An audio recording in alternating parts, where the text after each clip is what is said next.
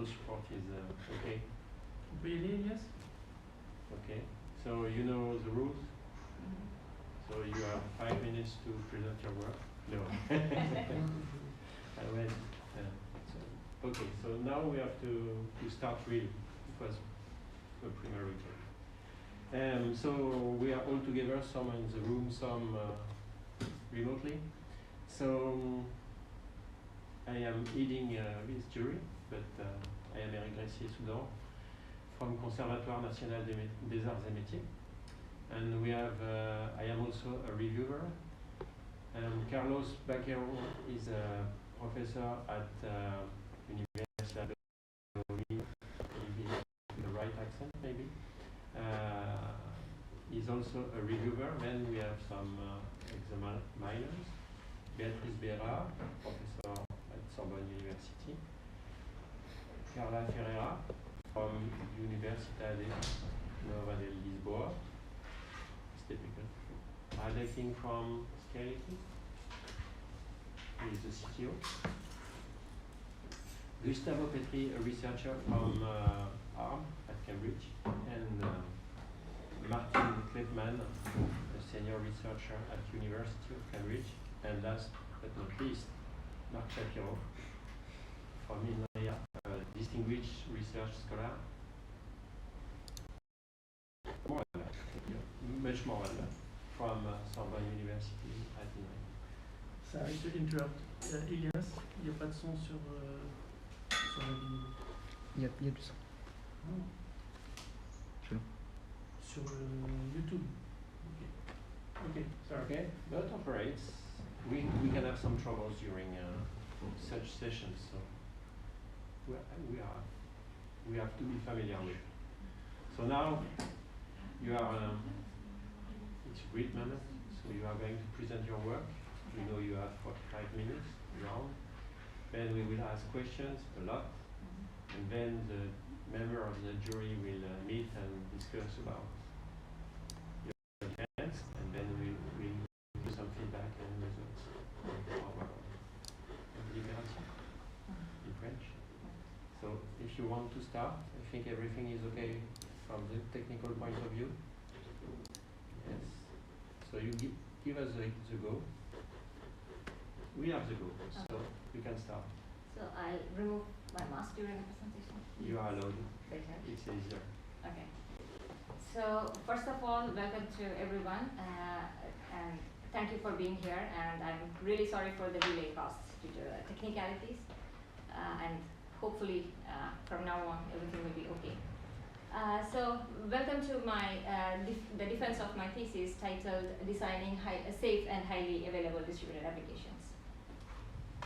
So first, let's consider a centralized web application where the application is placed in Europe, and all the users from all over the world are connected to a single replica. So the distant users, like far away from the application, might suffer low latency. High latency. So what can we do? A solution is to distribute the application into different geographical regions. So now one replica is placed in the Americas, one in Europe, and one in Asia. And the users are connected to the nearest available replica. This ensures actually low latency to the users, but it might lead to concurrency bugs. So we'll walk through a scenario where there might be a concurrency bug. So let's consider a distributed auction. It is distributed over 3 replicas, one in the America where Gustavo is connected to, one in Europe where Mark is connected to, and one in Asia where Srija is connected to. So Srija has a painting which she wants to put up for an auction. And now the green dot near the painting indicates that the auction is started. So this state is being propagated to Mark and Gustavo, so they are aware that a bid is being, a auction is opened with for this painting. So both of them are interested in the painting. So Mark first places a €100 bid. The state is propagated to both the replicas in Asia and America. So everyone is aware of the €100 bid placed by Mark. Next, Gustavo places a €105 bid because he was more interested. And when the update was getting propagated to Mark, the connection between Gustavo and Srija broke. So Srija is not aware of a higher bit being placed. So she was happy with Mark's bit itself, so she declared Mark as a winner, like choosing and closing the option. The updated states now is propagated to Mark. It's a violation of the option median, which requires analysis. So how do we tackle this? I mean, what are the trade-offs in designing distributed applications? So the ideal world for distributed applications would be having high availability and strong consistency. This will actually allow us to simplify reasoning about distributed applications. But of course, the CAP theorem has shown us that only either of them is possible. So we can either go for high availability or strong consistency, not both. So what can we do? One, can we compromise on high availability? No, because first of all, we are distributing the application so that to ensure low latency to the users. And if a service is not available, it won't work anymore. So we can compromise on consistency and relaxing consistency to eventual consistency. So, but we just saw in the previous example how eventual consistency might lead to violation of an invariant. So we have issues with safety. So what can we do? In our ideal world, it's better to stick with high availability and provide safety for the application. For safety, I mean the application will do what it is supposed to do. So as part of the thesis, we are presenting a methodology to design distributed and highly available applications which are safe. So first we take the specification and the invariants, and then we run some static analysis on the specification. If there are some conflicts, then we see whether the application can afford some anomalies. If yes, we go for a design which involves conflict resolution policies. If an application cannot afford any anomalies, then we go for introducing concurrency control into the application. So my thesis has actually 3 contributions. The first part is regarding the static analysis. So we propose a new proof rule and a tool that automates the proof rule, which is used to verify distributed applications that propagate state. The second contribution of my thesis is a case study on designing a distributed application using conflict resolution policies. So we study a replicated tree data structure for that. And the third contribution of the thesis is a coordination lattice along with its metrics, which allows us to choose the optimal concurrency control configuration for a given application. So in this presentation, actually, I'll be skimming through first 2 contributions, and I'll be concentrating mostly on the third contribution because of lack of time. So let's go to the first contribution. So we take the specification and invariants, and we perform a static analysis on the specification. So for this, we provide a proof rule for verifying the distributed application, which is actually modular, and we have also automated the verification. So I can walk through the proof rule in a high-level view to show that how the proof rule is being modular. So let's go back to the auction example.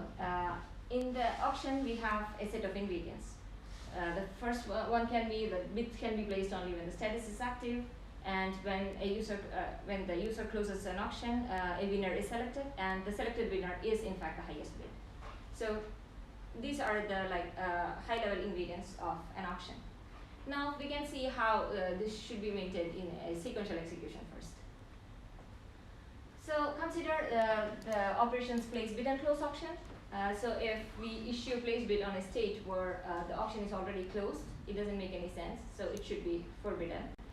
And if we close an auction and we declare the lower bid as the winner, that should also not happen, because both of these might lead to violation of the invariants. So what can we do? We can strike the condition of operations that the unsafe states are avoided in the first place. So for placing a bid, we require that the state was active, And for closing an option, we also require that the winner which we are declaring is the highest bit in fact. So now, what about the concurrency? So let's zoom into the replica which Bart was connected to. So initially, which is placed in Europe. So initially, in the initial state, the state is invalid. So Mark observes Srija starting an auction through a merge. So the incoming state from Srija was merged into Mark's local state, and he was able to observe the concurrent operation which Srija did. And now he placed a bit, which was a local operation, and then he also observed Gustavo's bit, which was coming from the replica in the Americas. And he also observed Srija closing the auction and declaring a winner through merge. So if we look at the high-level picture of this replica, you can see that its state evolves either by update, by an operation, or through merge. And we can see that the only observable point of concurrency is during merge. So how do we provide a safe merge? We can also use constrain the execution environment for the merge with using preconditions. So in this scenario, we can see that in one state there was a €100 bid declared as a winner, and Srija had closed the auction. But there was Gustavo's bid coming in with €105, and when they merge, it might lead to an unsafe state. So to avoid this, we can strengthen the precondition in such a way that in either of the state, like to recap, merge will have two states, so the local state of the replica and the incoming remote state. So when we merge, we should make sure that in either of the state, if the auction is closed, then the winner declared should be the highest bid in both the states. So this will avoid any unsafety issues in the while merging. So now, wait a minute. Why should we restrict merge? Actually, we should never block any merge, because merge should happen asynchronously after an update is delivered to a remote replica. So we call the precondition of merge as a concurrency invariant. So we elevate the precondition of merge and combine it with the data invariant to form a global invariant. So now we have a global invariant which consists of the data invariant and the concurrency invariant. So by ensuring that each update and merge preserves the global invariant, we can make sure that the replica is, all the executions of a distributed application is always safe. So if we look at the sufficient condition for safe distributed objects, we see that the initial state satisfies the global invariant.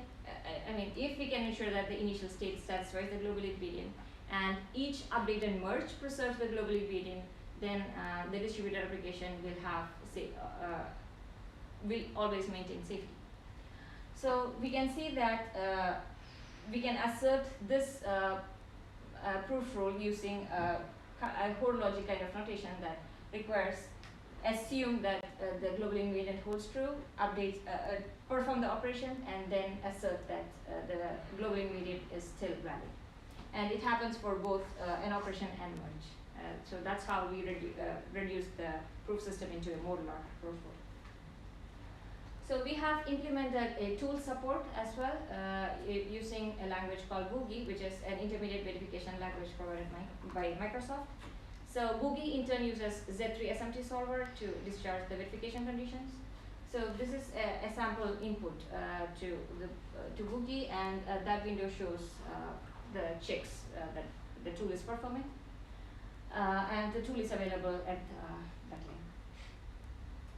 So what would be the next steps for this work? Right now we saw that due to concurrency invariant, we were able to reduce the proof rule into a modular proof rule, and it would be useful to have the same kind of notation in operation-based update propagation as well.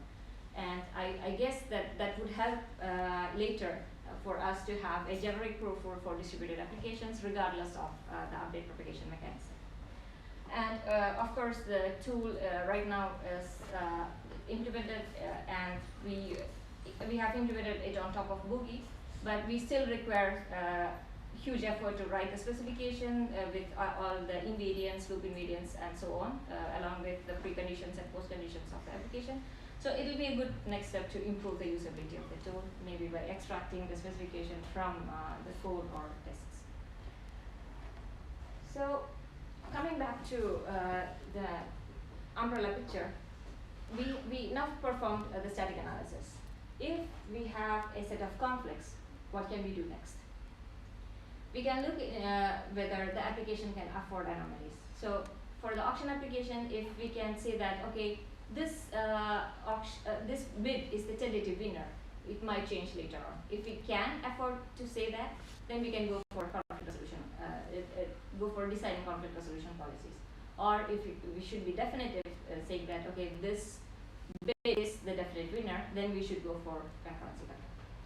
So as a next step, for we will try to focus on a case study for this, which shows like how a distributed application can be designed using conflict resolution policies.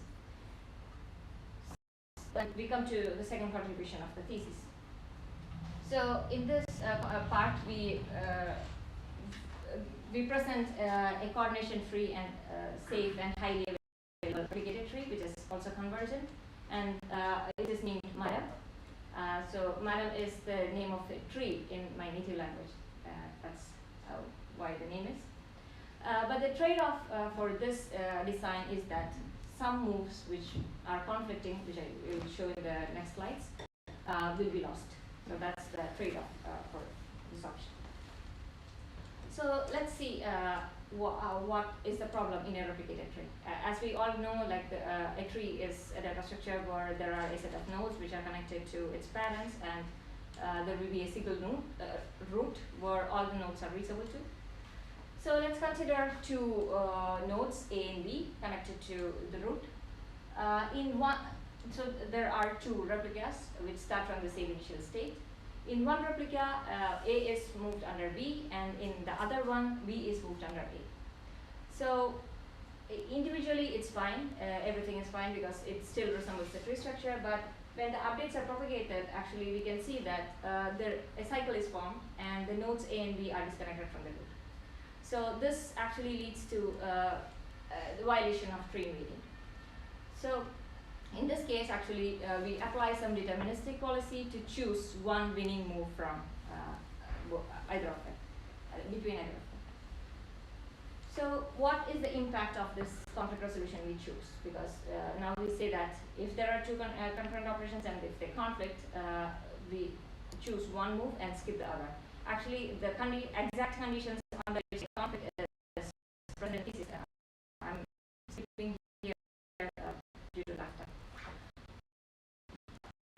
So just consider a tree which has 8 nodes, node B is connected to A. The first operation moves B under root, so now both A and B are connected to the root. And the second operation, which is causally dependent on the first, moves A under B. So we can observe here that if one was skipped due to some concurrent operation happening, then the second move operation will be directly applied on the initial state, which will lead to a cycle. So actually skipping a causally dependent move might lead to a cycle. So we have to look into like under what conditions it might lead to a cycle, and hence we perform an analysis which we call the independence analysis. It will help us understand like under what conditions a historical move might affect the current, and we call that historical move as a historical enabler move. So these two, like I have provided a list of conditions under which a historical enabler move might lead to skipping the concurrent move, and this is dealt in detail in the thesis. So in short, as an abstract view, the conflict resolution looks like this. If we have a move operation, the effect of the move is if a historical enabler move was skipped, then skip this operation. If there was a conflict, then skip this operation, otherwise apply. So if everything is fine, we apply it. And yeah, if actually, if there is a conflict, I've just abstracted it away, saying that if there is a conflict and this move is not selected as the priority move to win, then it should be skipped, otherwise apply. So now we'll look at some performance of the tree data structure. So first of all, we look at the response time. So the first, the blue bar, the black bar shows an unsafe version of the tree. That means the concurrent moves might lead to a cycle in this kind of tree. And the second one is Madam, which is our solution. The third one, the red one, shows a rollback based design. So in that case, like if there are any conflicting moves, one move might roll back. The yellow one shows the tree which holds a global lock. So for each operation, the global lock should be acquired, and then the operation is performed and the lock is released. The final one, the blue one, shows a solution where a read-write lock is used instead of globally locking the tree. And actually, in the read-write lock, only a subtree of subtree where the move is happening is only locked. So we see that we have better response time compared to the lock-based solutions, but we have a slight overhead due to the metadata required for conflict resolution. So we calculate the metadata required for conflict resolution when the client issues the call, and that causes the slight overhead. And so we also compare ourselves with the rollback-based design on another metric which we call a stabilization time. It is the time taken for an update to become definite. So once a client issues a request to a replica, we apply the effect, we generate an effector for the function, and then we send back a response to the client. But the effector might lead to a skip or apply, and we get to know that only while stabilizing. So this is the time difference between both the solutions for the rollback based and our design. But we have to, I want to make it clear is we are considering workload with 28% moves, and that is the difference actually between both designs. 8% moves and the rollback based design and our solution will give the same destination. So what would be the future work for this part? Just now we see a replicated tree data structure where the effect of the operations were propagated. So basically it's an operation-based update propagation mechanism which we are dealing with. So I would wish to try to design a state-based replicated tree also with the same conflict resolution semantics. It will actually help us to switch between state-based and operation-based in case of kind of operations, like if we are using it for a file system, we might have long-running sessions, and then it might be better to merge two states instead of sending all the operations to apply this. And the second future work in this part would be to prove the soundness of the independence analysis, which deals with the impact of conflict resolution policies. The last point would be on the aspect of implementation and usage of the actual data structure.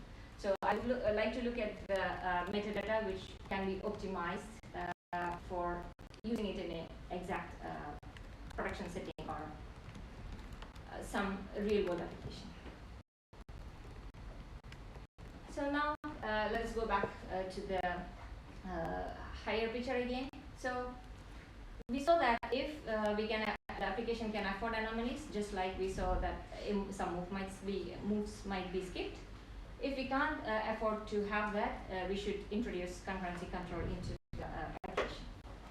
So to do that, actually we make use of the workload characteristics, because it's a situation involving the workload aspect. In this part of the thesis, actually, we present a coordination lattice and associated metrics, which will allow us to choose an optimal concurrency control.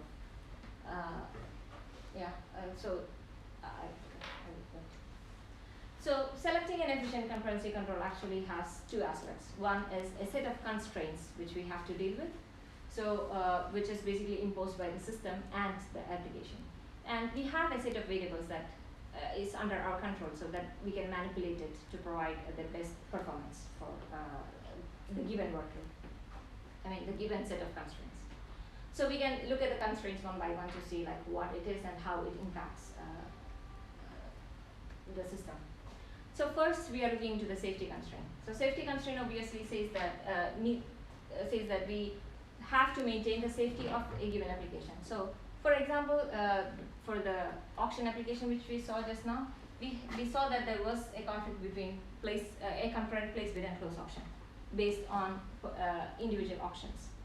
We also have some, might also have some conflicts between closing an auction and removing a bid concurrently for this particular auction, because suppose the user is going to close an auction declaring the highest bid as a winner, and at the same time concurrently the highest bid is getting removed.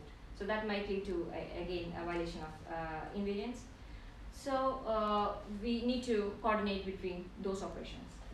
And we also need to might need to coordinate between placing a bid and unregistering a buyer for each individual buyer. So like if a buyer is placing a bid in one replica and concurrently unregistered from the other, then there might be problems with for the application state. So this gives us a structure that we call a conflict graph. So conflict graph has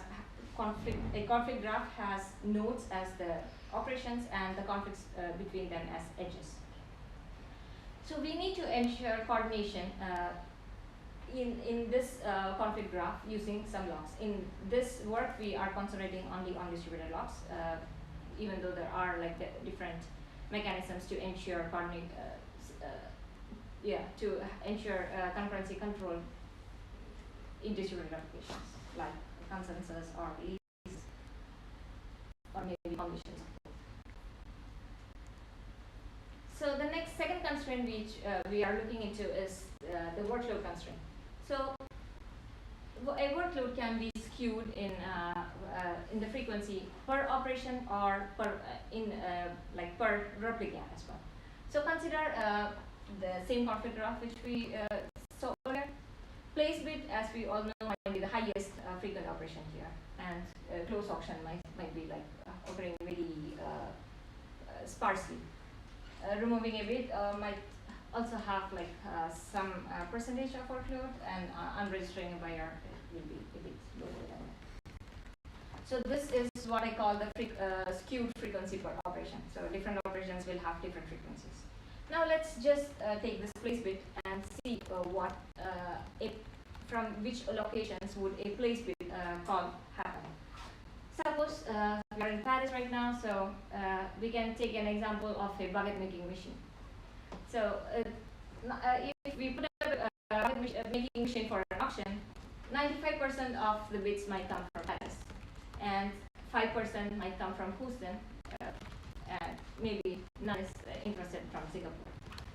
So this shows the skew in frequency per geolocation for the operation.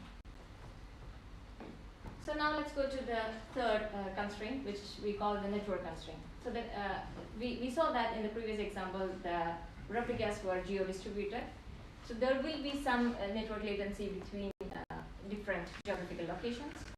So suppose if a client is in Houston and the lock is in Singapore, there will be a definite latency between them. So this is the third constraint of imposed on the choice of coordination by the system. The fourth constraint is the cost of locking. So if we can see that the response time to acquire and release a lock also comes into picture while deciding like whether where we should place. So if the both the client and the lock were co-located, it is kind of 4 to 5 milliseconds. This chart is from the benchmarking HCD, which is used as a distributed locking system here. The second bar shows second bar shows when the lock client and the No, the lock service and the client are placed in two different geolocations, which have a single trip latency of 55 milliseconds and so on. So we can also observe here that the lock cost changes with placement of the lock, basically the distance between the client who requests the lock and the lock service. But it remains the same for both modes of locking, given that exclusive mode or shared mode. But the difference between exclusive mode and shared mode of locking will be in the lock convention rather than the cost of locking. I'll come into that later. So to summarize the constraints, we looked at 4 constraints: the safety constraint, workload constraint, network constraint, and lock cost constraint. And we saw that how each factor might come into play. Now, next we will see what are the variables that we can control, and then how each, controlling each variable might contribute to the overall outcome of the result. I mean, the performance of the connection configuration. So let's first look at the granularity variable. So by granularity, we can see that here we have 4 operations which are conflicting on 2 different parameters. So we can either coarsen one way such that the close auction needs to acquire only one lock based on a single auction, or we can coarsen the other way, that the place bid needs to acquire only a single lock, which is a combination of a buyer and auction. Or we can coarsen everything together such that the whole conflict graph shares a single lock. So there are trade-offs while selecting the granularity. So as we saw in the previous coarsening, in this case actually there are 3 locks involved in the conflict graph, and the place bid has to acquire 2 locks. In both the other cases, even though the number of locks decreases, the place bid only has to acquire a single lock. So when we coarsen, the lock acquisition time might go down because now the place bid only has to acquire a single lock. We might be able to optimize it by doing, by requesting both the locks in parallel, but that might lead to some deadlock issues. So for safety, we are sequentially acquiring the locks, and this will lead to less lock acquisition time if we increase the granularity, especially for the most frequent operations. But at the same time, it might also lead to contention. So if multiple operations are kind of contending for the same lock, it might lead to contention and hence higher execution time. The next variable which we are looking into is called the mode of locking. So we can have either a mutual exclusive mode or a shared exclusive lock. Even in case of shared exclusive, we can decide on which operations should acquire the lock in shared mode and which should acquire in exclusive mode.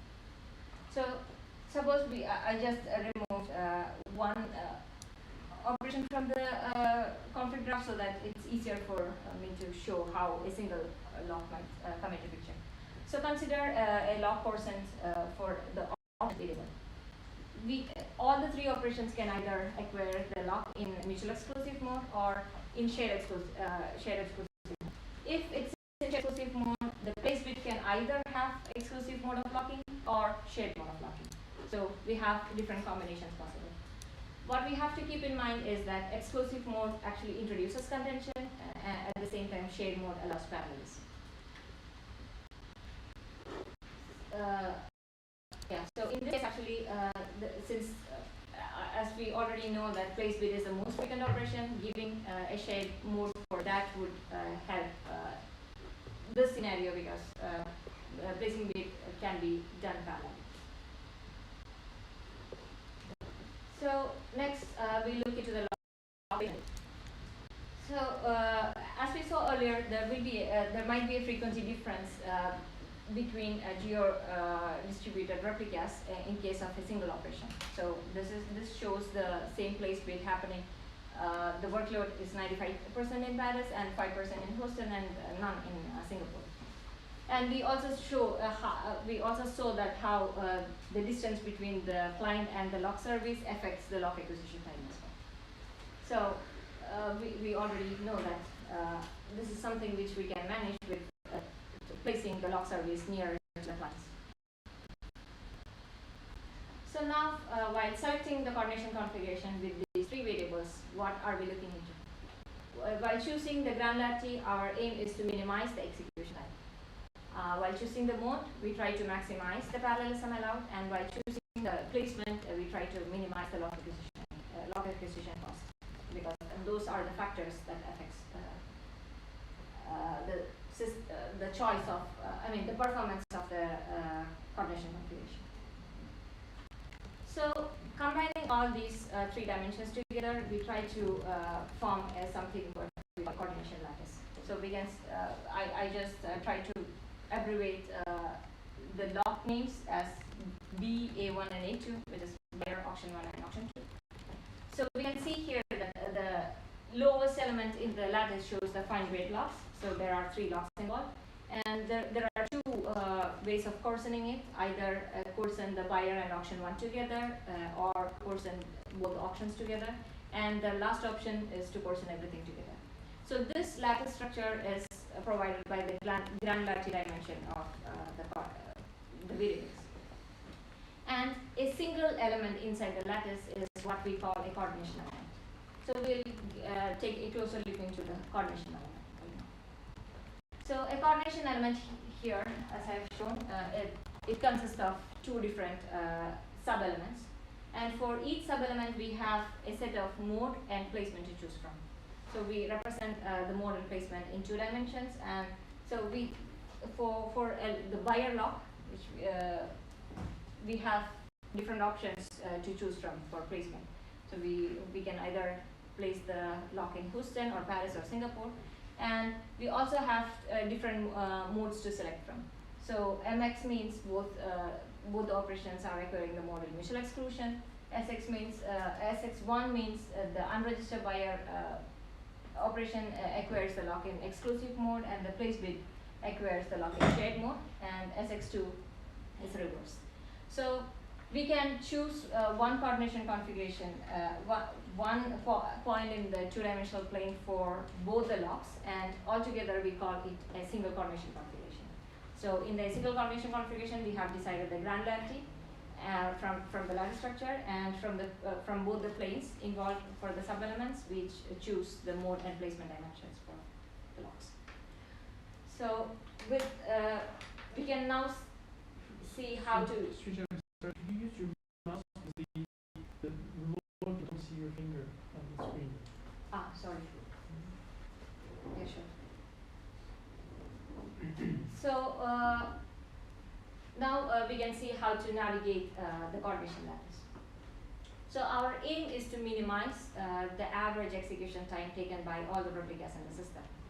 And this matrix of the average replica execution time involves different parameters. So the first component is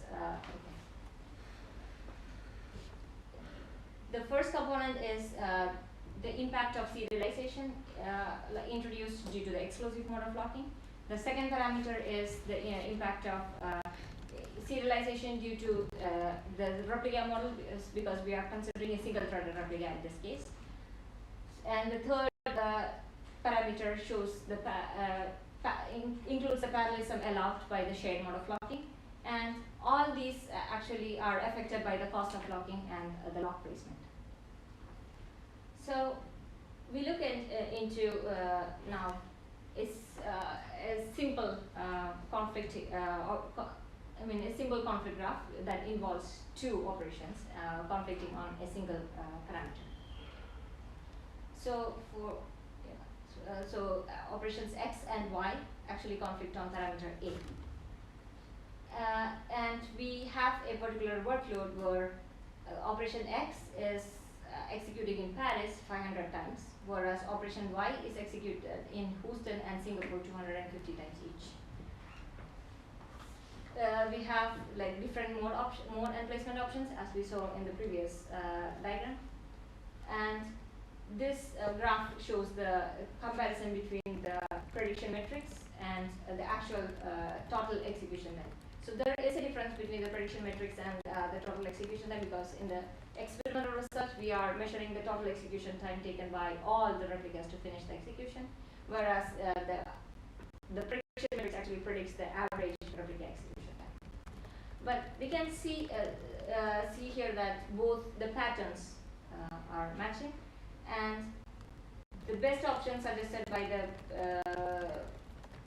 matrix is that okay, there is a single granularity here, so there is no point in choosing a granularity dimension, but we can see that 1, 2, 2 means the granularity configuration chosen is 1, the mode configuration chosen is 2, and placement configuration 2, which means if we go here, the mode is chosen as X gets an exclusive mode and Y gets a shared mode. So why this mode is better? It is because Y is actually happening on 2 different replicas. So if we give a shared mode to Y, then it allows parallelism actually. And since X is only concentrated on a single replica, parallelism on X won't help, because in our system model we consider the replica as single threaded. And the second thing is like the placement,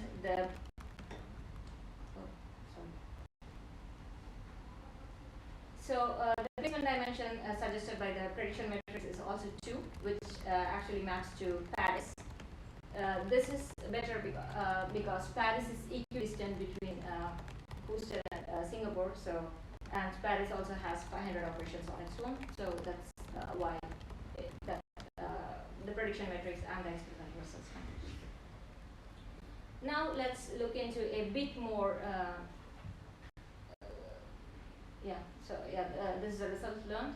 Okay, I forgot to summarize the lessons learned from this.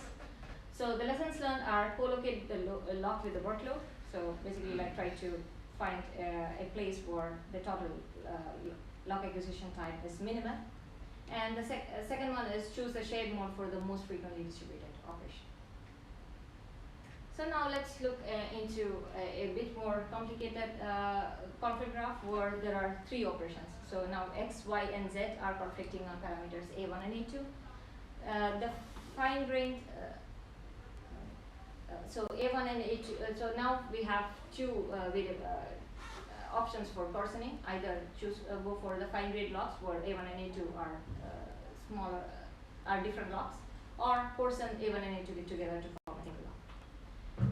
And depending on that, like we have options to select placement and mode. So we have a combination to place A1 and A2 either in Houston, Paris, and Singapore. We have like all the permutation combinations for that. And for mode as well, we can choose from either giving both exclusive modes or both different shared and exclusive modes. And for the coarsened one, the placement and the mode is kind of similar to the previous one. So let's look at the workload, because that's where the difference in the granularity selection comes into picture. So consider a workload where operation Y is executed 100 times in each of the replicas, and operation X and Z only happens one each at Paris and at Paris. So this is the graph showing the different the response time, the prediction, and the actual experimental result for each coordination configuration. So in general, if we see that, we can see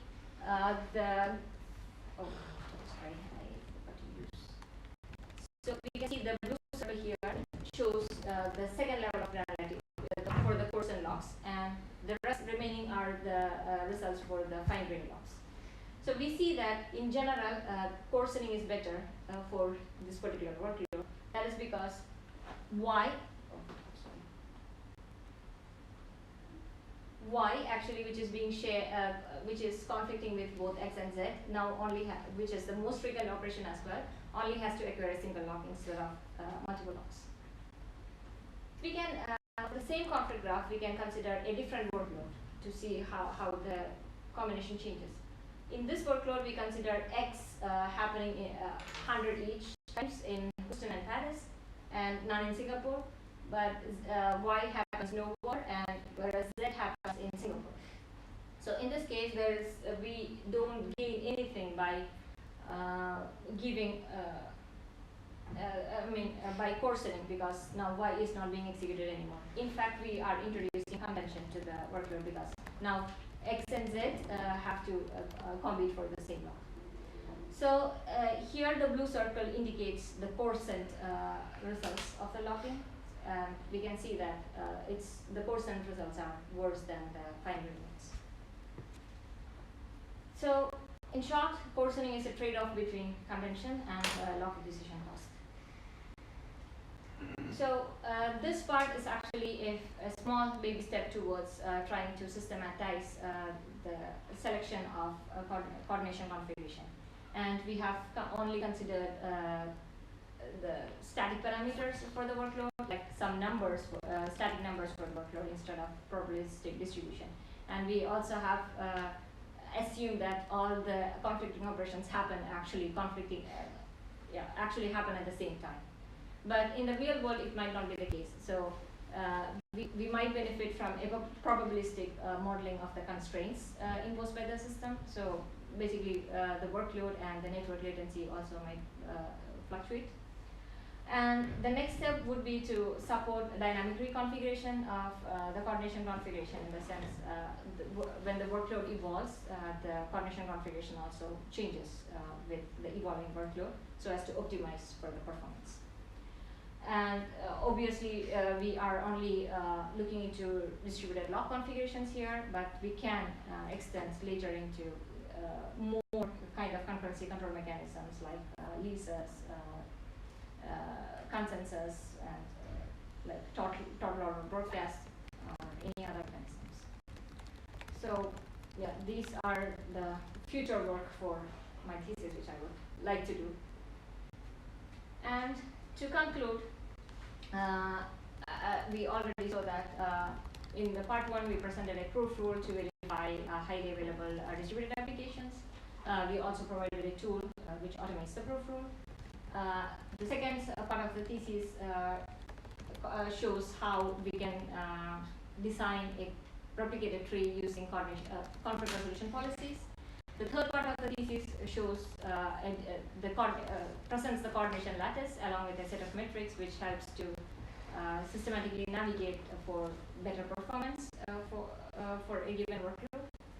And all these combined is a small step towards engineering just right consistent distributed applications. The applications that needs to look at the just right consistencies so that the application is safe, but at the same time highly available. So thank you everyone for your time and patience and your attention. Thanks. You are just in time, so just right in time. Okay. Now we can step to.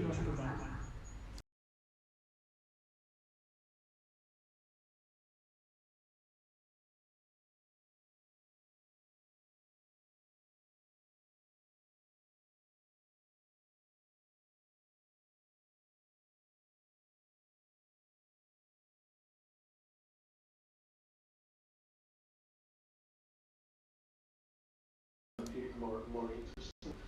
But so I also talked to something interesting. The thesis was very interesting to read and then well written, easy to read. And as I said in the report, I think it has enough contributions to the PhD. Also, a nice aspect that I found was that when verifying the tree, that the techniques used were able to find errors that were missing in previous approaches, and that is also a good point of the technique. And now I have some more particular questions and suggestions to Scrija. Maybe if she can also relate to the page. So I have my first one is on the page 11, and it's on the figure 2.1 on the operational semantics based on messages. So here my comment and the question to get some feedback from this vision is that I feel on the merge and broadcast, whenever there is a message received, it is incorporated in the state. And in some cases, this might lead to a state inflation, or the state will change. But in other cases, it can possibly be something that is already new, so the state will not change. And my question is in the specification, the resulting state is propagated whenever there is an inflation or more. So I believe this will probably, I know this is an abstract specification, but this will kind of create a cycle where the system will always be sending messages.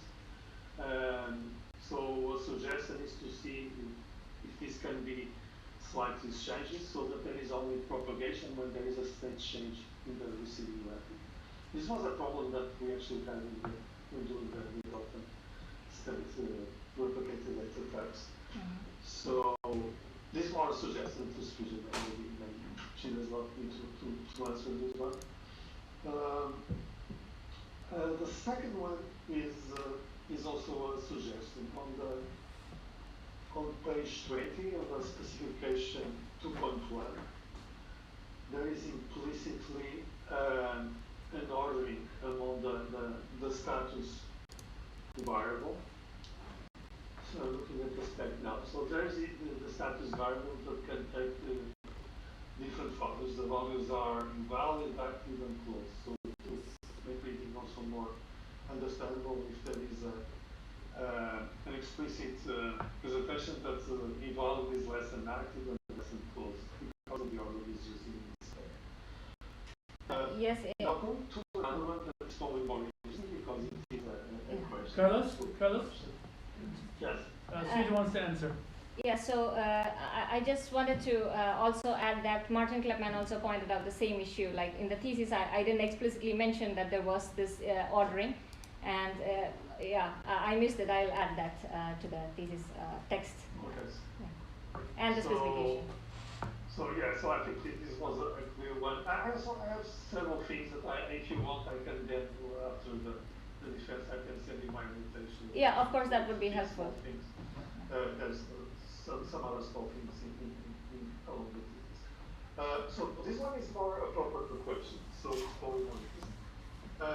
So when you do the specification for the option object, it's like the liveness of the whole system depends on all the replicas being available. Because if you cannot collect a single token, which there is a valid replica, a single one, you cannot collect all the tokens, and then you cannot.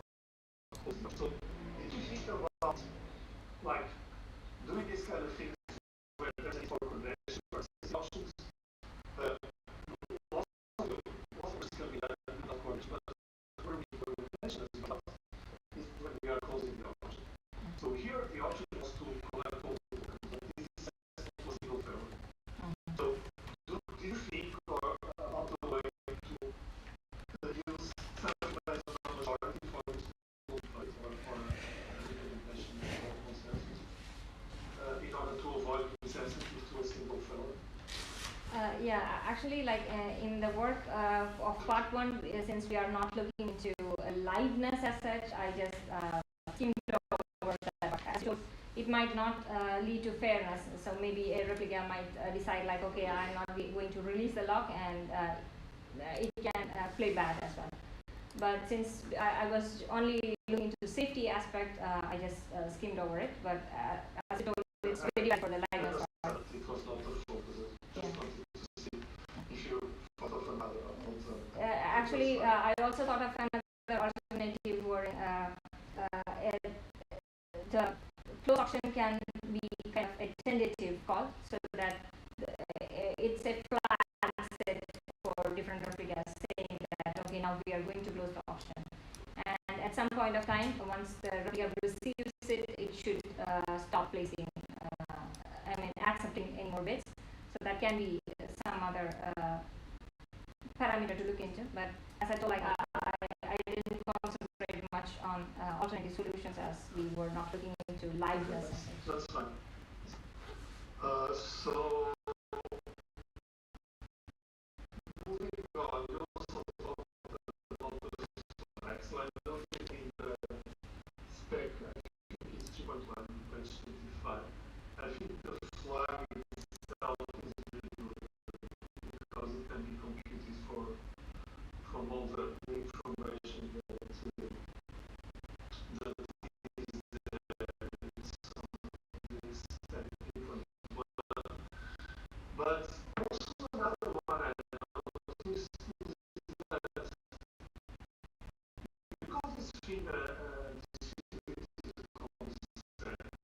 I was not familiar with the term, but looking at this spec, this looks to me like a barrier that is used in concurrent programming. So, did you find this naming it a distributed constant. yeah, I think this is basically a barrier. This is a classic concept in control because we have to wait for all the participants to be ready in order to progress to the next stage. Yeah, that's true. So I'll have 7 minutes. I'll go to one in the page 65. So when you think about stabilization, I think that the stabilization probably depends on the user's issuing updates. So my question is, if the users are not issuing updates, do you think that stabilization will progress, or do you think that you need to insert some kind of null messages that are set periodically when there is no activity to kind of help stabilization to occur? So did you thought about that? So actually, in stabilization, I'm looking into like when the updates are causally stable across all replicas. In the sense that a replica is aware of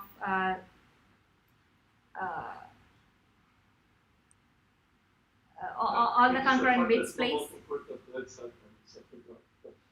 Yeah, so actually my colleague Salik, he's working on looking into like when an update would be considered globally stable and causally stable.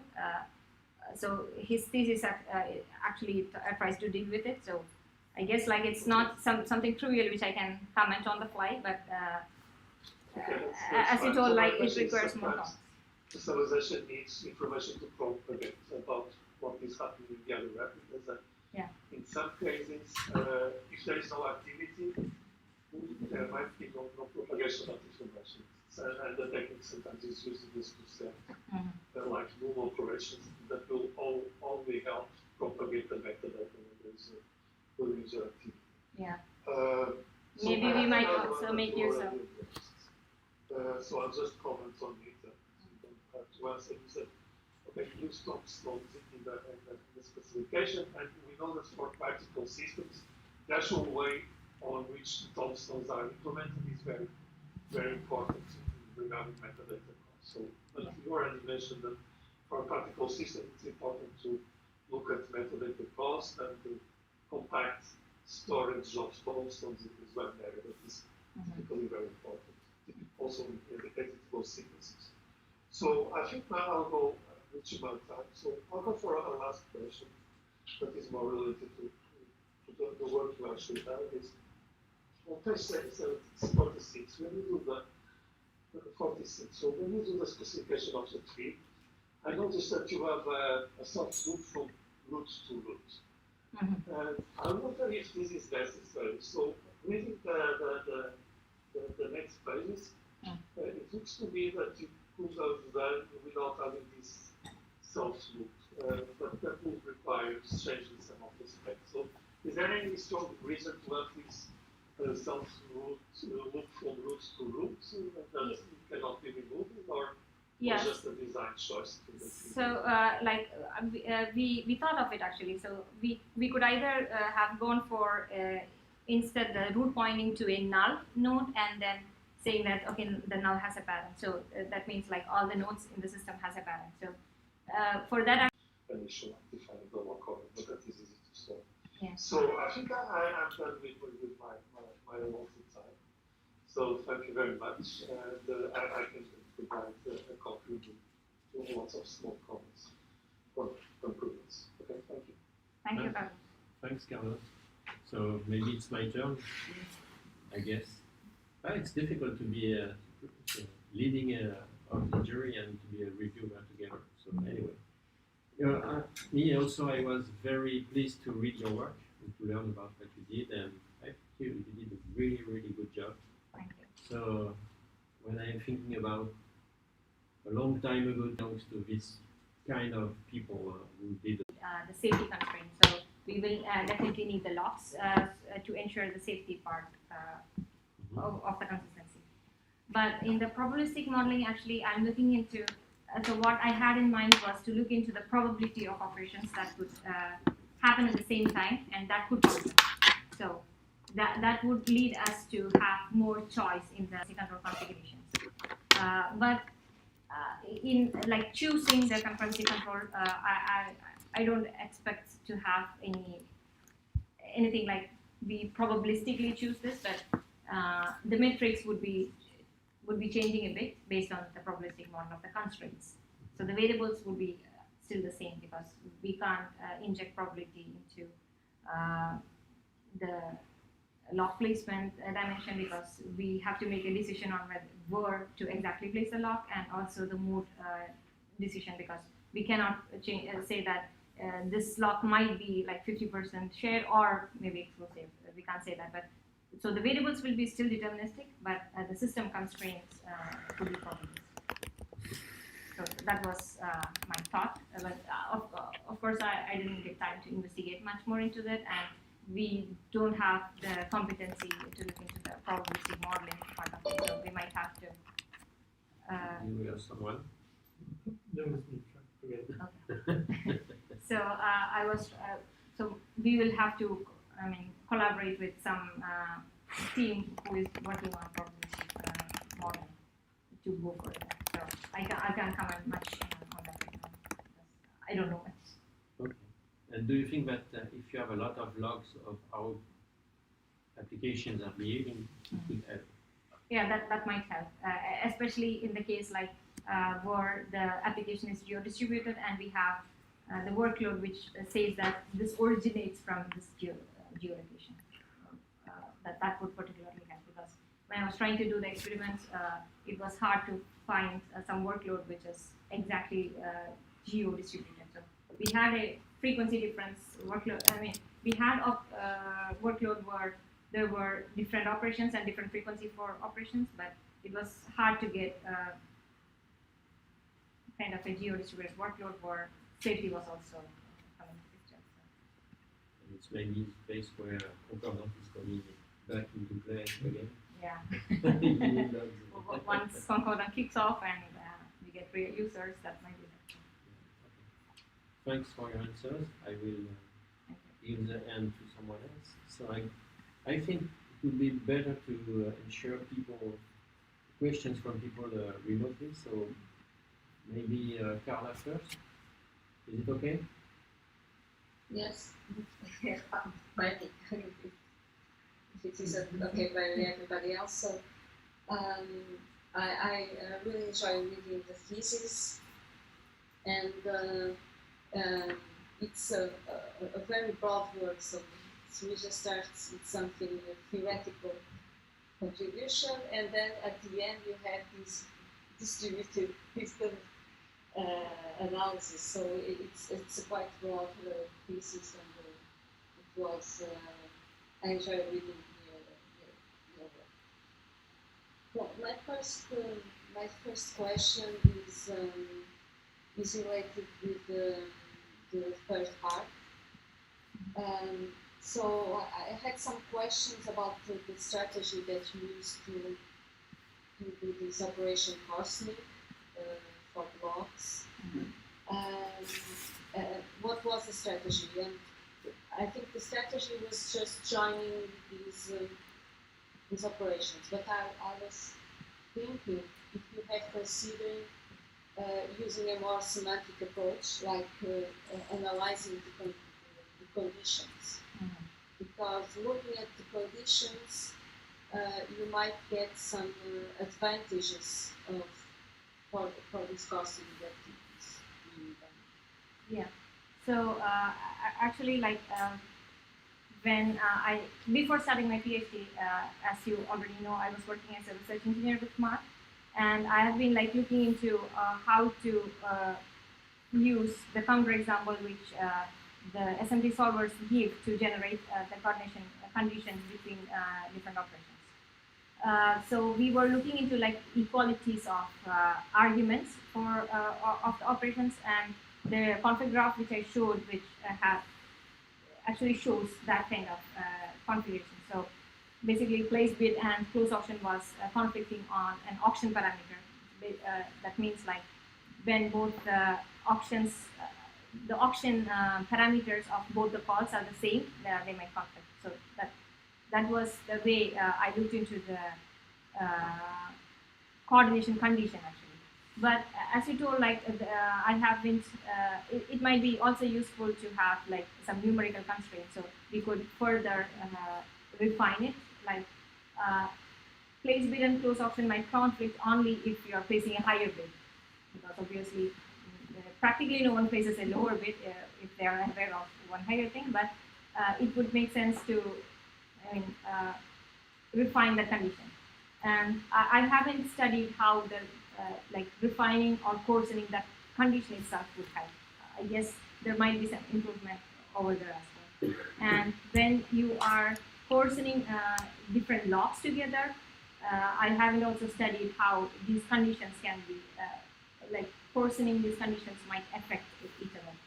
So I have some very small intuitions in that direction, but I can't comment on any as of now because it's still intuitions. I haven't worked on it. So. But it would be a good. That was my feeling, that when you join these conditions, you could pick conditions that are more close. So Yes. if you have a disjunction, there are some conditions that overlap, and so that would be better. Yes, I actually I forgot to add this into the future work section because I had this in mind, but I forgot to write it down. Thank you for reminding me. I'll add that to the thesis. Actually, I had thought of it, trying to see how refining versus coarsening the condition itself would help, but I didn't look into it further. So my other question is related to the future work on the first part. So on the group you developed, you mentioned delta CRDTs. Mm-hmm. I should have the page. I think it's page 39. And for delta CRDTs, you mentioned supporting operations, and I was a bit surprised because delta CRDTs are propagating part of the state. So can you explain this? So what I actually meant to say was like support for delta CRDTs is part of the future work, because even like while propagating, while merging delta CRDTs, it will lead to state inflation. So it has kind of, it might have some similarity with the state-based version, but at the same time for the delivery layer, as far as I remember, the delta-based version needed to ensure causality. I'm not 100% sure about that, but that was my thought. There was some difference between the requirements from the delivery layer itself. So, like that would be a future exploration path for me to look into, like how we could make use of the proof rule which we developed for delta-based applications as well. And I was trying to highlight some subtle differences between state propagation and delta propagation. Maybe I worded it wrong in the text. That might be the cause of the confusion. But what I had in mind was like trying to make use of the proof rule, especially the modularity of the proof rule for the delta-based applications. So, and my last question is also on the delta CRDTs. I don't know if it is a good suggestion or not, but looking at delta CRDTs, it looks like you could use your proof rule as you have it, and now you would just need to build the states from these deltas. So you need to you already have the local state and the remote state. You could build this remote state using the deltas, and then use the buffer as you have it already. So you wouldn't need to do anything. Yeah, I guess like if we concretize the merge function instead of deltas to states, we can it actually boils down to state-based CRDTs. But since I thought like while writing delta-based CRDTs, you might write the merge function merging a delta into a state. So in that case, actually, the precondition of merge might not be the same precondition of merge for the state-based. I'm still not sure about that. So maybe looking into that more closely might help. But the thought process was like we are merging a delta to the state. It's not the same as merging two states. So the preconditions might differ for both of them. And I still don't know like whether the weakest precondition for merge in a case of delta might help or not. I'm still not sure about that. So my suggestion was to build the state before merging. Yeah, that might build the whole state. Yeah, that might be helpful. I don't know if that is possible. So just a comment. And that's everything. Congratulations. Thank you, Carla. And also, I have to mention that Carla was also collaborating with me for the second part of the thesis. And Gustavo was collaborating with me for the first part of the thesis. So maybe it's time to ask Gustavo if he has some questions. Thanks, Carla. Yeah. Can you hear me? Yes. Yes. Okay. First, I wanted to say that I really appreciate a thesis that has verification at the front, sign in the middle, and performance at the end. It's amazing. You never see this. So, congratulations on covering such a large spectrum Thank you. of distributed systems. So I'm going to ask 2 or 3 questions depending on how long it takes to answer. So first of all, I'm a little bit curious about the third part, which is the part that I know the least about. And what I'm curious about is primarily on the experimental section. What is synthetic? What is actual? So like coming from real workloads, what did you actually run? So for instance, did you actually run anything like that was in Singapore, Houston, and Paris, or are these things that where you sort of said, okay, let's assume that the latencies are this much, and what did you do? Yeah, so I went for the second approach. So I just built a simulator which was locally actually placed in a single machine, and then I simulated latencies between those. Basically, I was using containers, and I simulated latency between them, which was a static parameter. So it doesn't actually resemble real network. So it doesn't have like any fluctuations in the latency or any packet drops or anything. It was just a single connection with some latency simulated in it. So the entire experimental setup was in a fully simulated environment, and even the workload is synthetic. My next step would be to like try to apply this this matrix to an auction example that we were discussing throughout the thesis. So in the auction example, actually, I've tried to generate the conflict graph, but I'm still looking into the workload, and the workload actually is the Rubis benchmark, but the benchmark was as such giving the probability of multiple things happening at the same time. So then and with my current model, I don't think like I'll be able to address that. So it would be a part of the future. Okay, but so then a follow-up on that is, okay, so I can see the correlation between so like the predictive model, the theoretical model, and what you measure. Do you expect this trends to also correlate as well when you go to the full sort of real distributed scenario, or do you see that there are more sort of things that are unpredictable? So what I observed is like as actually like when my prediction is like coming in small numbers where there is like less log contention, then my prediction is getting is better compared to when there is like more contention. So I guess like when this when different operations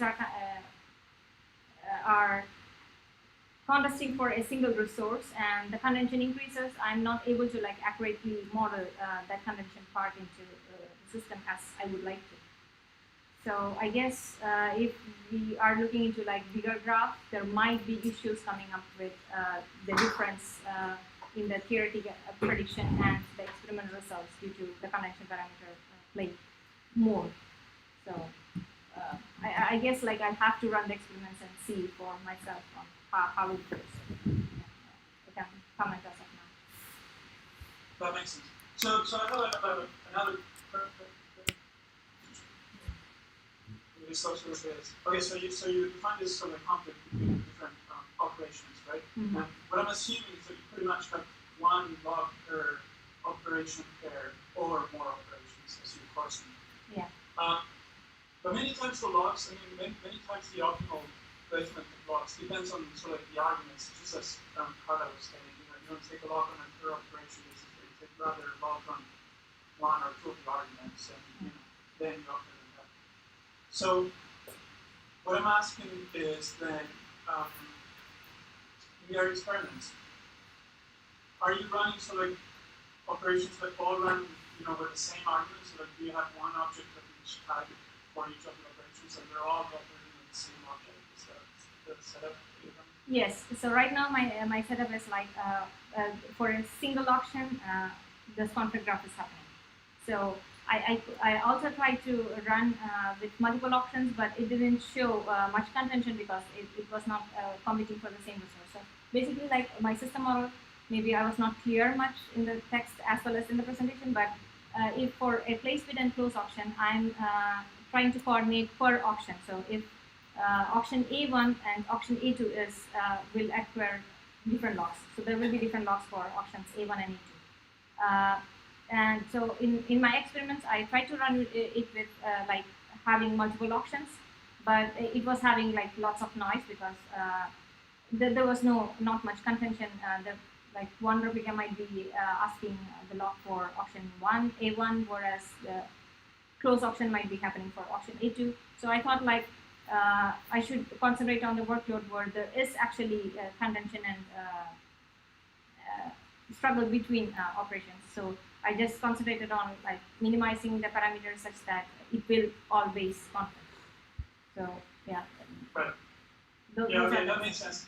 So the only one observation that I have is that then selected frequency metrics are on a, I guess they're on a paired object and operation. Yes. As opposed to select globally per operation. Yeah. But that's sort of the essence. So let's one final question, and hopefully this will be an easy one. So I know that you worked on SIC before working on Area, and then you worked on Area. And I was kind of wondering if you could tell us sort of what are the things that are different, what are the things that are in common, and do you ever see these sort of two different approaches meeting somewhere? So actually, like while we were working on the tree, I was looking into like designing a state-based equivalent version of operation-based, so that I can use Soteria and to verify that, and SIC to verify the operation-based. But then we realized like it's for me it was pretty hard to map from the operation-based tree to the state-based because I was looking into like ensuring the same conflict resolution semantics. So we still don't have a result of a state-based equivalent version, but I would like to actually use Soteria to verify the state-based equivalent version of the tree as well, so that we can compare one-to-one on like how it was. But for SIC, actually, we have to look into like all the interleavings and like pairwise verification. Pairwise. We actually look into pairwise stability in SIC, but in Soteria we actually only have to look into like modular, so per operation basis, and that helps modularize the proof root. I guess like for the usability aspect as well, like for Soteria, the concurrency invariant is the precondition of the merge, so we don't have to give any extra input to it. But while writing the specification for SciC versus Soteria, I felt like writing the merge function specification is a bit more cumbersome in the sense that when we have a set of objects in Soteria, we have to like write loop invariants, and that is in fact like a huge effort. But in SciC, usually when we talk about the state, we look at the interleavings, and we usually don't iterate through the loops, but it's just the applications which I looked into. So there might be loop invariants as well in SciC, but yeah, this is the major difference, and which I felt while using both. And actually, Soteria gives a list of conflicts, not pairwise conflicts, because we are not doing any pairwise analysis in Soteria, whereas SciC will help us to give the pairwise conflicts. So the conflict graph, which we show in the third part, was actually generated by SciC logic, because there we have like the operation, the vector times time. So yeah, as far as I remember, these were the metadata which I'm propagating. And now when the effector is executed on a different replica, so then you have the node being moved, the parent nodes, the critical ancestors, the critical descendants, whether it's up move or down move, the vector clock, you have all that information. How does that information now get used in order to determine which operations get skipped and which don't? Okay. So when the remote replica receives the effector function, it looks into the set of operations. It looks into its own log. So it looks, and in that log, it checks whether any operation which it is aware of right now is concurrent with the incoming operation. And so we get a set of concurrent operations which happen at the same time, and then we apply conflict resolution on top of it, actually pairwise. So we are kind of over approximating in the, like, we are exercising over caution actually, because there might be some situations that even if they were concurrent, another concurrent move might interfere in between, and the conflict might go away, but still we are looking into all pairs of concurrency, and we might be over skeptical, and we might skip more moves because we are being over conservative. The SciC rule actually is over conservative. And sorry, so you said you'd identify all of the pairs of operations that are concurrent according to the vector clocks, and compare those pairwise. So does that mean you compare only the incoming operation to all of the existing operations on that replica that are concurrent, or you also recompare the pairwise the existing operations on that replica? No, I'm not recomparing it, because in a single replica, I'm considering a single replica as single-threaded. So that's the system model which I'm looking into. So in that case, actually, I don't have to deal with, I'm not dealing with concurrent replica, concurrent operations happening in a single replica. Rather, I'm comparing it with the incoming, how do you call it? Yes, I mentioned say the replica already has two move operations that are received from two different replicas which are concurrent, and now the third move operation comes in from a third different replicas, and now you have three concurrent move operations. Say A and B were the two operations you already had. C is the new one that has come in. So do you compare A and C, B and C, or also A and B? So right now, I take actually A and compare it to B and C, and then I take B and compare it to A and C. So I do like all permutation combinations in the set of concurrent operations. So I'll just go through the log first and compare a set of concurrent moves. So actually, if you look through my code, you can see that I'm just gathering the set of concurrent moves, concurrent only to the incoming move.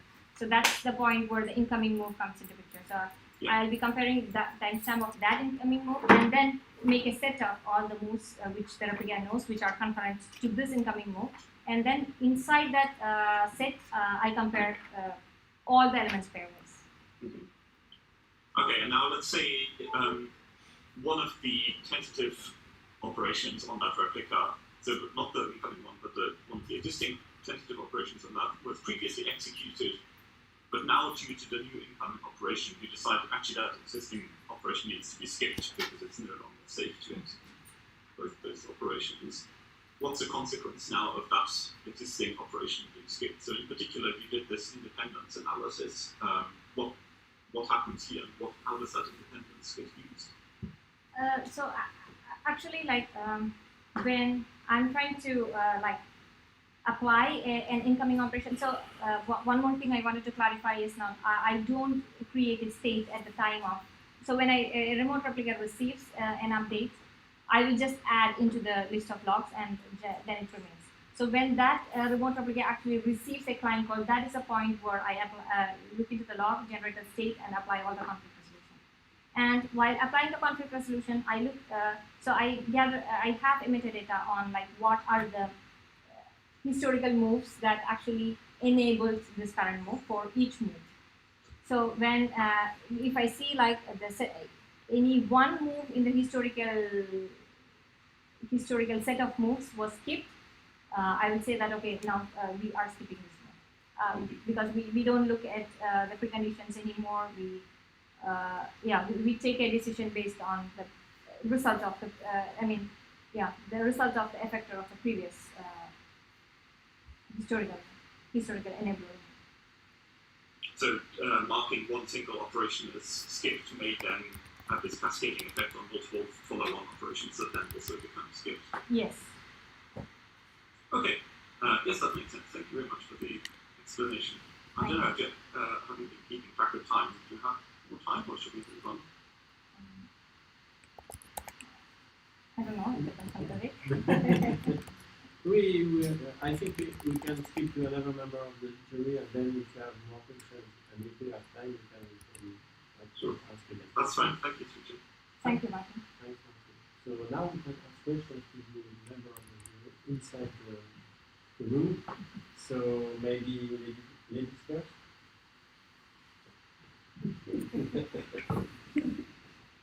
So thank you for the document and the presentation. So I wanted to come back to this question of order between states in the first part.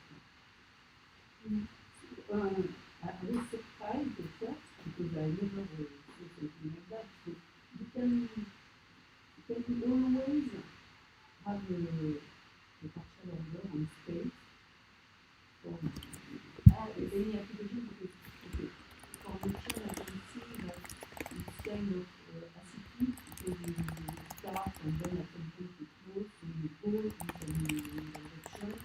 So I can see it can be done, but is it always possible? And also have you some choice for this order relation and also and also what is the impact on your code? Okay, so actually, like the proof system looks into a state-based, a state-based application where it maintains this partial order because that ensures convergence. So the assumption behind that model is that we design the application such that this partial order is maintained. So as you just noted in the auction application, it's straightforward and fair enough. But if you look at the tree application, then it's a bit more complicated because when you add or remove, maybe you can maintain that partial order using. So when you add inflate the set of nodes, so that's fine. And when you remove, if you tombstone the node, then it's fine because it's still inflating the state.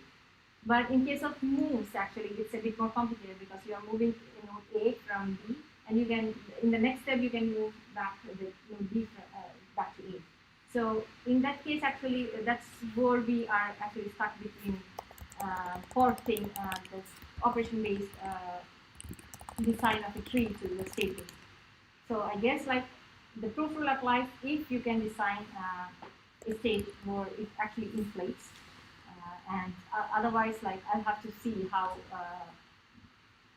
we could go forward with that. And in the move operation, actually, we also thought of like how to inflate the state with each move by adding extra metadata to each node, and then apply conflict resolution policy. But so far, we haven't found any solution for that. But as research evolves, maybe we might be able to find one. But your comment is very valid. I don't know whether all the applications can have state that always inflates and gets the partial order. I'm not sure about that. But if the partial order can be maintained, then the work can be done. So I think this is a bit missing in what you say, because it appears like on the slide, while I think it's a crucial point in this code. And then I also have a small question about the teachable state, because it was not totally clear for me. So I think I understood that you have a sufficient condition, so you over approximate.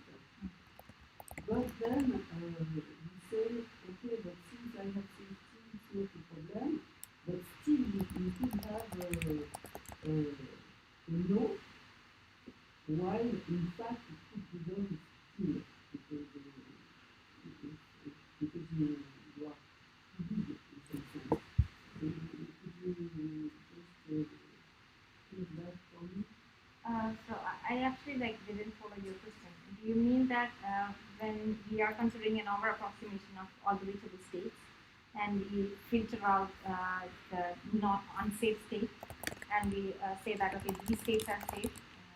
Do you mean like there might be?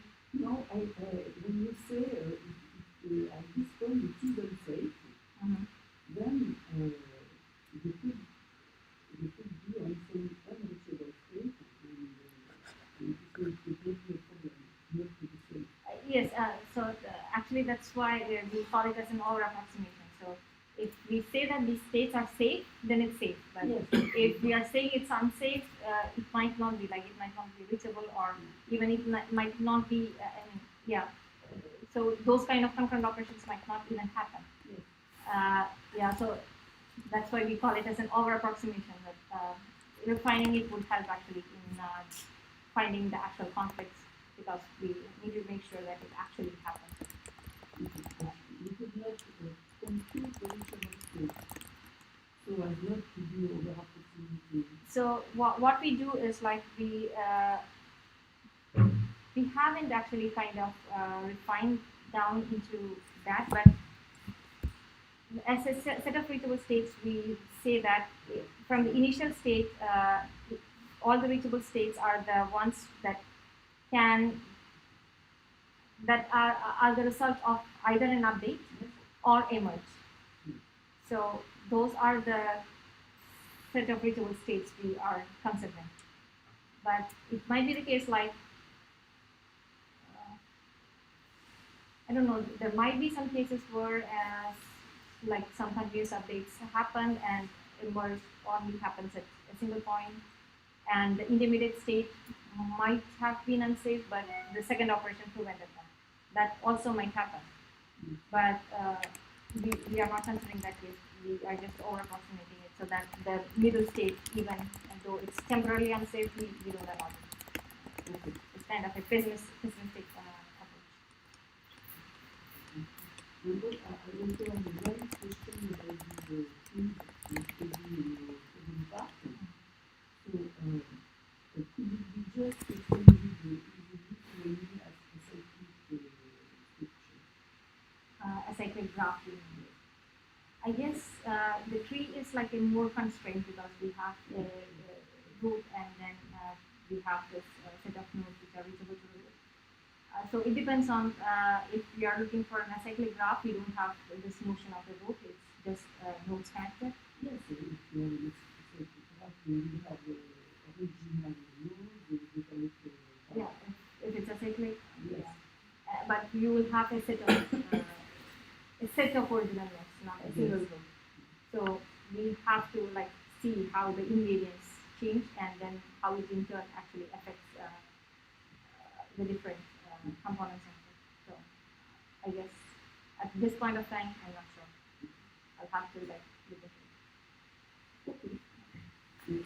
Some part of it might be able to be extended, especially using the analysis to identify which are the historical moves that might affect this. And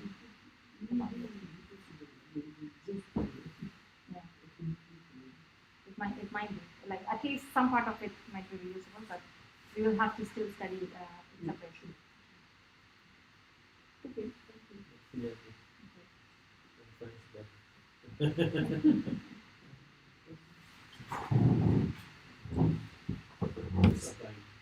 Very good. Thank you.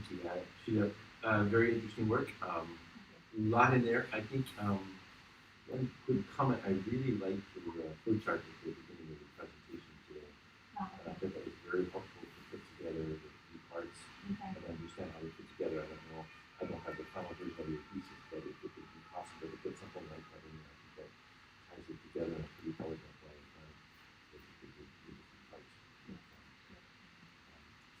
My first question is about the first section. I think it was courageous to go into the world of doing the formalism there, and I think it's very useful because it's always hard to reason logically and get all the problems in your head. But I was curious that you commented that I think it's perfectly fair that you said you'll not pursue cases where there's failures. And seeing the extent of the work, no issue with you having made that choice. My question would be, to what extent can you believe that it's possible to include failures in your formalism? Because I think that's one of the things we deal with the most is how failures create conditions that everything falls apart. So actually, like the work we did was looking into safety aspects. So in the case there is failure and a node is down, so we don't get any response from the node. In that case, actually, if we are looking only into safety and not into lightness, you might expect the whole system to block until it comes back online. So we haven't actually looked into the lightness aspect of it. And in the example of the option which I listed in the thesis, I'm like using tokens and distributing replicas. So even that is not fair for the lightness aspect, but we will have to like find maybe redundancy for each replica method. So like there might be consensus in a single data center between different machines, so that at least the data center is alive, and the data centers as your distributed units can communicate with each other there, even though the nodes might be down. And in that case, if they have internal consensus between them, then we can still make use of this safety arguments. But I haven't actually looked at lightness and false, so yeah, I can't comment on that. I'm sorry, but as you told, like to make it useful. I think the whole question of are failures safe or not, doing it, what kinds of failures are safe and But I guess like applying our proof rule makes the system, even though it might not be just or fair, it will be still safe because until we get acknowledgement from everything and until we know the state, we won't see. So safety is done, but at the cost of availability. Second question, you mentioned, especially in the presentation, that the whole idea of being able to do some sort of optimization around specific workloads. A lot of questions about that. One of the main challenges we have with our customers is if you allow them to do the possibility of doing something unsafe, but they promise not to. We're going to do everything. We recognize there's a risk, but we'll be careful. And they have I guess that happens possibly. Right. So my question is, I don't know how far you think you can go with this optimization, but I think that one of my questions kind of comes from this interesting point that you made about uploads and downloads having having different levels of risk. And I'm wondering if there's something you consider doing where certain operations are, without having to create locks in your system, you can have a system that says these operations are illegal because of their activities. I don't know, but I think it's interesting. The whole ability to optimize systems would be a great outcome. So, thinking of that, I think like we actually, while dealing with conflict resolution between these up moves and down moves, if we see two down moves and if we see that the conflict, we actually use a notion called what we call priority number, and this is actually application specific. So if we look at maybe a file system operation, so if a normal user did a move operation, but the administrator did a different move, which actually conflicts, we can maybe prioritize the administrator move. And we can make use of the priority number, which actually we haven't concretely implemented it. Of course, in the experiments, I have just put a number from the system, and I've actually put a total order between all the replicas so that I get a total order priority number. But in the real world, maybe it depends. It might depend on the application specific use case. So if, as I told, an administrative user and a normal user conflict, we can go in favor of the administrative user. So that information might be added to the metadata output. And just now I remember, for Martin's question as well, this applies because we also transfer the priority number, and the priority number is actually generated when the client call is issued. So we can make use of that prioritize if there are conflicts, but if there are not, our current algorithm doesn't use that. It just says, okay, it's fine. Only in case of conflicts, this priority number. Last question, maybe. I noted the use of Amdahl's law to fix an upper bound for the parallelism. Interesting, but it opens up a whole world of thought about a whole different set of use cases, which is actually closer to like day-to-day work, which is a system that is distributed but not high latency. So you have a system that's massive number of machines, but they aren't they don't suffer from different latencies. So there's a whole world of work in HPC, API, the message passing algorithms, barriers, all this stuff about how to optimize parallelism. I'm curious if you thought or looked at any of that, what some of these conflict activities would help in a space where, in fact, the cost of latency isn't really the problem. It's the cost of massive numbers of blocks and having things that are reducing the delivery of parallelism. It's kind of a very broad question. There's a whole world of work that's slowed down. Amdahl's law is kind of painful. Interesting to think about if there's ways to take out some of the structure of the parallelism and increase parallelism in some workloads. Yeah, so actually, when I was trying to develop the metrics, I was looking into some metrics that actually allows more parallelism. So I try to design the metrics to non-parallelism. So, and the aim of the experiment, the aim of selecting the workload, the coordination configuration will be to minimize this non-parallelism. And that's when actually Mark pointed me to Amdahl's law and tried to look into how this can be mapped over there. And that's when I realized the metrics which actually only the filing metrics which were the components of the metrics which I was looking for, the non-parallelism metrics and Amdahl's law were kind of the same. Because in Amdahl's law we have a notion of the serialization part and also a part for parallelism. And in actually Amdahl's law is looking into parallel processing of computers and seeing whether a part can be parallelized or not. And if yes, it kind of assumes it can be averaged out on a number of processes.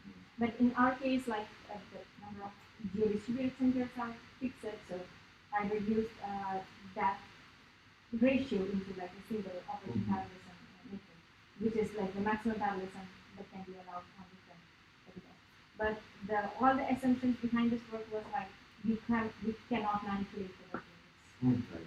It's kind of given because it's used generated, so we don't have any control on that. But we work on it rather as a constraint. And regarding the usage of locks, actually, in this work we are looking into like how to optimally select the configuration for the lock. But the use case you told is actually kind of a parallel work, and I guess because it would be a really interesting thing to do. And especially if you have like workload which actually shows what the problem is so that we can analyze.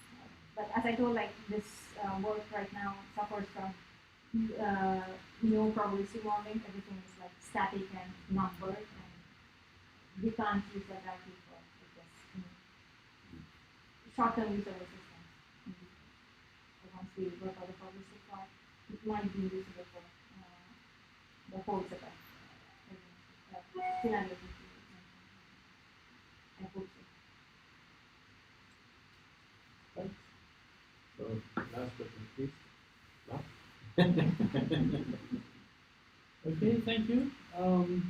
So amazingly, even though we've been working together for 5 years, I still have questions. Sure. But I'll skip them in the interest of time. I just wanted to say how happy I have been to work with Srija. First of all, I have to thank ANR and the European Commission for providing funding, which allowed us to not rush.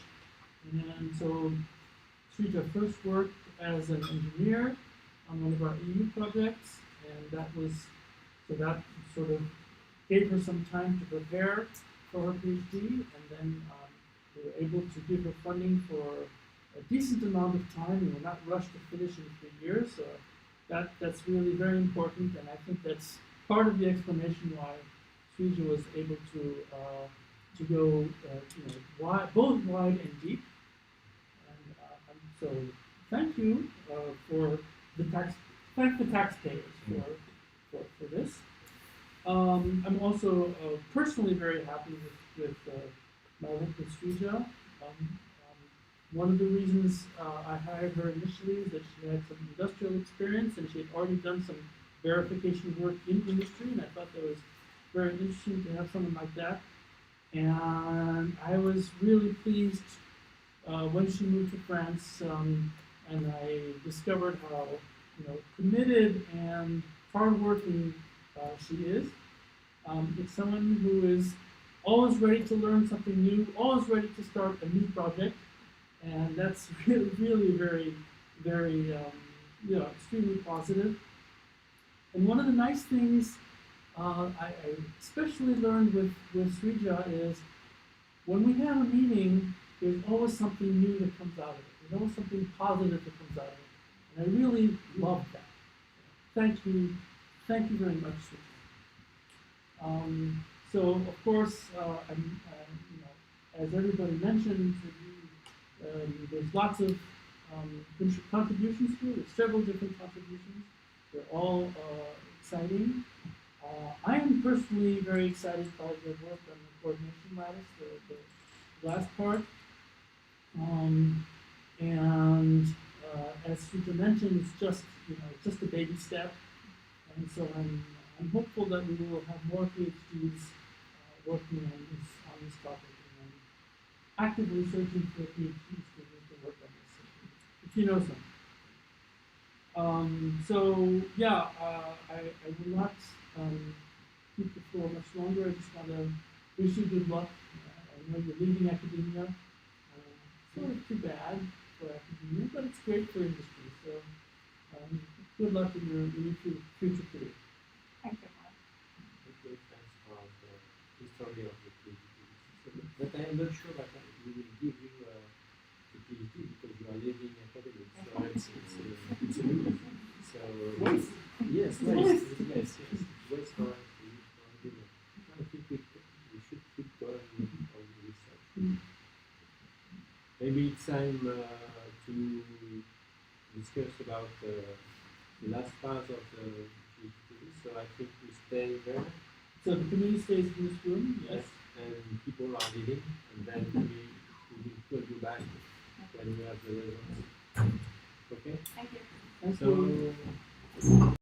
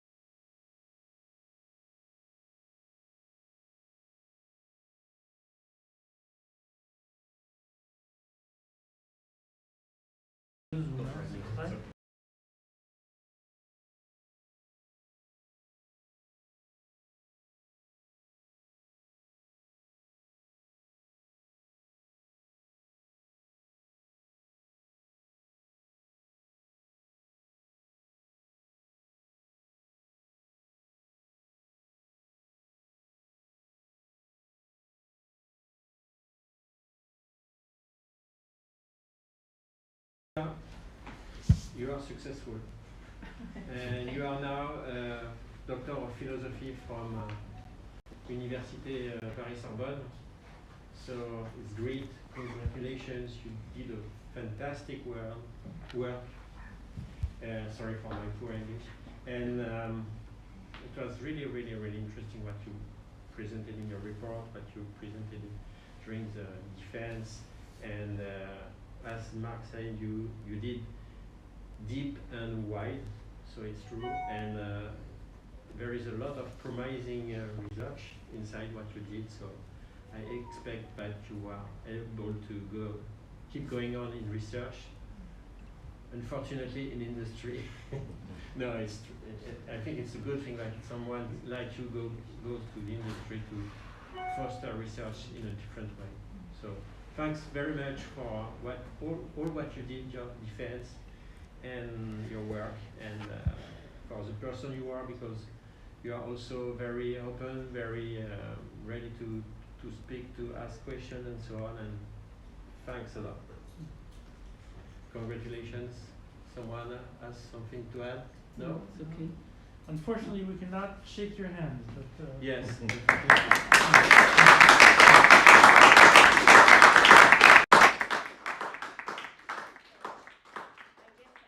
I can say a few words.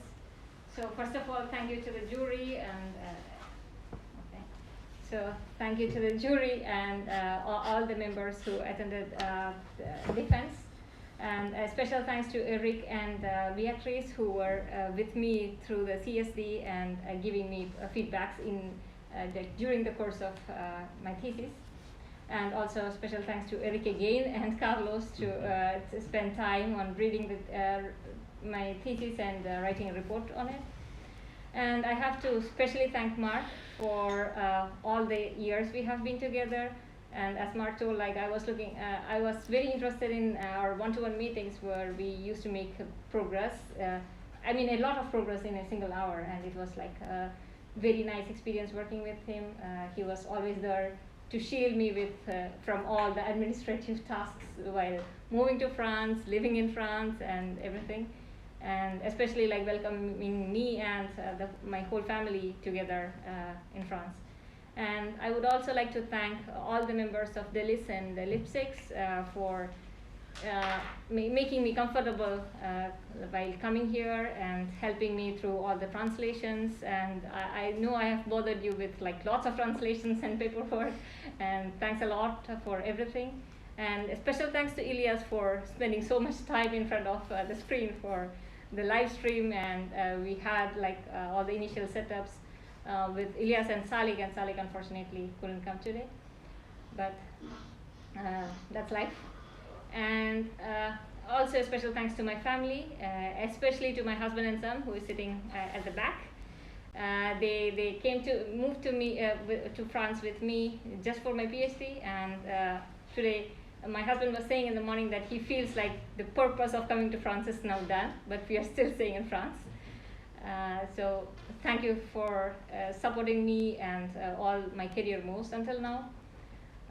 And also thank you for my son for especially contributing that painting which I showed in the auction, because it was his, and he told like it's not a painting, it's a drawing, so I stand corrected.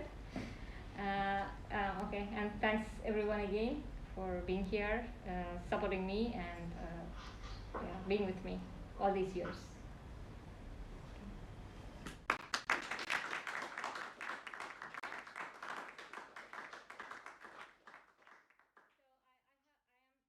I haven't arranged it, but I'm planning to arrange a small drinks and a small party outdoors